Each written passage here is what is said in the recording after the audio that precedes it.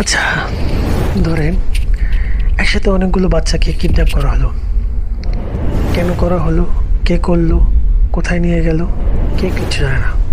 গোপন একটা ব্যাপার চলছে। ব্যাপারটা আসলে কি জানতে হবে না? হ্যালো, আসসালামু আলাইকুম। সবাই কেমন আছেন? এই কালকে না পরশু একটা ভিডিওতে দেখলাম যে সবাই কেমন আছেন, আসসালামু আলাইকুম, এভাবে ভিডিওগুলো নাকি 2016 সালের ওল্ড স্টাইলের ভিডিও। তো আমি যেহেতু ভিডিও তৈরি করা, এখন তো অনেকে হুক ক্রিয়েট করে, দেন বিভিন্ন ক্যাচি বিভিন্ন ক্যাচি স্টার্টিং করে। তো আমি যেহেতু শুরু করলাম, তো আশা করি সালাম আর কেমন আছেন এটা দিয়ে শুরু করবো।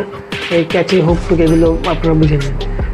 যাই হোক, আমি 3 দিন প্রায় বন্ধ ছিল, কিন্তু কোনো ভিডিও আমি করতে পারিনি। মানসিকভাবে একটু অস্বস্তিতে ছিলাম বলে একটা প্রোক্রাস্টিনেশনে পড়ে গেছিলাম যে ভিডিও বানাবো করবো, বাট কোনো ভিডিও আসলে আমি করতে পারিনি। আসলে এই দেশের অবস্থা, এই দুর্ঘটনা, এই মৃত্যু, অকাল মৃত্যু, এগুলো আমাকে একটু মেন্টালি ডিস্টার্বের মধ্যে রাখছিল। যাই হোক, তো আমার যেহেতু নিজ ছোটো, আমি শুধুমাত্র বই নিয়ে কথা বলবো। আমার বেশি অনেক কিছু নিয়ে কথা বলা, অনেক কিছু নিয়ে পোস্ট করা, ভিডিও করা আমার সম্ভব না। যেমন আমি রান্নাবান্না করে, অনেকে বলে যে রান্নাবান্না নিয়ে আপনি ভিডিও করতে পারেন, কিন্তু রান্না জিনিসটা আমার কাছে সত্যি কথা বলতে একটা মেডিটেশনের মতো। আমি রান্নাটাকে এনজয় করি। সো রান্না নিয়ে ভিডিও করার মতো পরিস্থিতি বা মানসিকতা আমার নাই। তো রান্না নিয়ে ভিডিও করবো না, যা করার এই বই খাতা নিয়ে, বইটি নিয়ে করবো। তো আজকে আমি একটা বই নিয়ে কথা বলবো বলতে একটা রিভিউ বলতে পারেন। রিভিউ তো দেই, আমি বই নিয়ে কথা বললেই হয় বইয়ের রিভিউ দেবো, অথবা নিজের বইয়ের অ্যাডভার্টাইজিং করবো, আর বইয়ের আবেগ নিয়ে, বইয়ের গল্প নিয়ে কথা হবে। যাই হোক, আমি প্রায় 2 মাস যাবত, 2 মাস বলতে জানুয়ারিতে শুরু করলাম, এখন পর্যন্ত পড়ছি। অল্প কিছু পৃষ্ঠা বাকি আছে স্টিফেন কিংয়ের দ্য ইনস্টিটিউট। এর মাঝেও অবশ্য আমি 2-3টা বই পড়ে ফেলেছি, বাট বাংলা বই পড়ে ফেলেছি, যেগুলো রিভিউ দেওয়ার চেষ্টা করবো সামনে।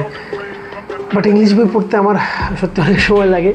এমনিতেও ইংলিশে কাঁচা, তার উপরে ইংলিশ বইটি পড়তে, বুঝে পড়তে একটু সময় লাগে আমার। আমি তো কুইক রিডার না। যাই হোক, স্টিফেন কিংয়ের এই বইটা মূলত 2019-এর 10 সেপ্টেম্বরে আর কি উনি রিলিজ করে।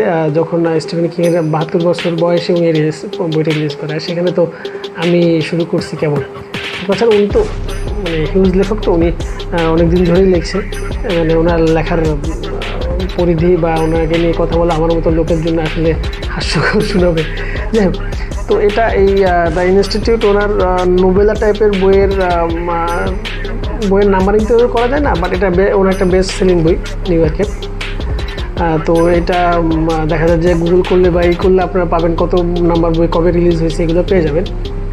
যাই হোক, বইটা বেসিক্যালি কিসের, বইটা বলা হয়েছে হরর জনরা, বাট আমার কাছে হরর জনরা লাগে না, কিন্তু কিছুটা থ্রিলার এবং কী বলে রেখে, যদিও অনেকে এটাকে হরর জনরা হিসেবে, হরর থ্রিলার জনরা হিসেবে বলে, কিন্তু আমি যতদূর পড়লাম, এখন অল্প কিছু বাকি আছে, তো আমি যতদূর পড়লাম আমার কাছে বেসিক্যালি হরর জনরা লাগেনি। এটা সুপার ন্যাচারাল, এটা কিঞ্চিত মাইন্ড গেম, টেলিপ্যাথি, টেলিকিন্স, এই জাতীয় ব্যাপারগুলো ডিসকাশন করা হয়েছে।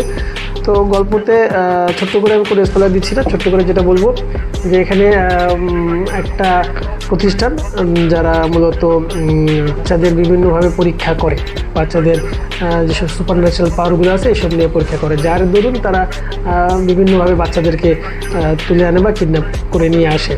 তার প্রেক্ষিতে এটা এখানে কিছুটা স্পয়লার হয়ে গেল নাকি, যাই হোক স্পয়লার হয়েছে, এটা তো আপনারা পড়বেন। তো তার প্রেক্ষিতে ওনারা এই গল্পটার ধারাবাহিকতা বা এই গল্পটার অবতীর্ণ হয় এবং বেশ ক্লাইম্যাক্স আমি ফিল করেছি। যদিও স্লো গ্রোথটা খুব স্লোভাবে এটা শুরু হয়েছে।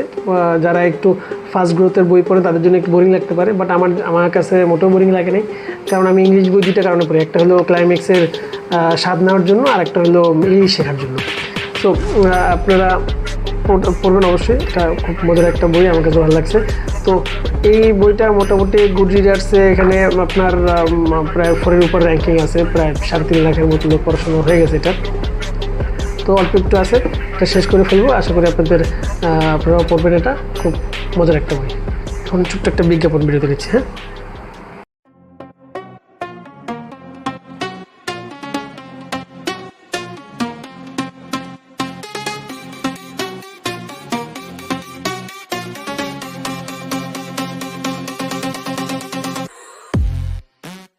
আচ্ছা, বিজ্ঞাপন বিরতির পরে বিজ্ঞাপন বিরতিতে আপনারা কী দেখেছেন?